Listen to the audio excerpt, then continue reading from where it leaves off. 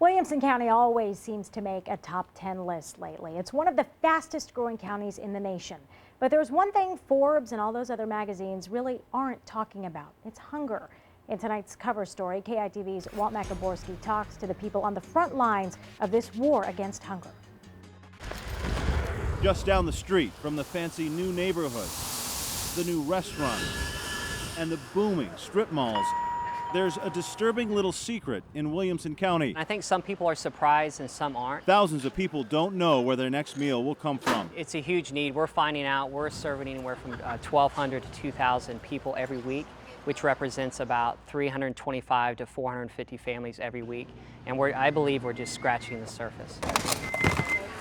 Pastor Joe Bob Ellison of the Hill Country Nazarene Church runs one of the biggest food pantries in the county. The next one's going to be for 6. With an army of volunteers. We have 3 team groups here from different parts of Texas. And a sanctuary stocked with food.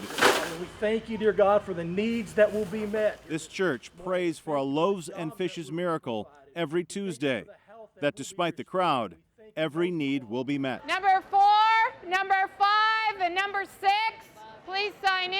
It's a sign of hope for Yvonne Harris and her grandson, Tyree. I was just passing here and I saw Tuesday and I was like, okay, hurry up Tuesday, because we don't have anything. Yvonne lost her job in May and is caring for Tyree. It's really hard for me to just look at him and say, well, we don't have it, But I try and make do with what we have. I've got a 16-year-old to feed, so this will be what he's eating all week long. Krista Crouch. Thank you, Callie. Appreciate it. Goes to the Leander Church of Christ food pantry every Wednesday night. And I just graduated from college, my bachelor's degree, and got a new job as a behavior therapist, but I'm not getting the hours yet. And I'm spending a lot of money on gas, getting to my clients, so just need a little help catching up. Hi, how are you? The Capital Area Food Bank says thousands of people in Williamson County share that reality. The food bank and its partnering agencies served more than 272,000 people in the last year alone, helping more than 74,000 households. I believe we could have a food pantry on every corner and still not meet the need. And the county's population boom shows no signs of slowing down. In that same growth and that fast-moving growth, social services hasn't caught up.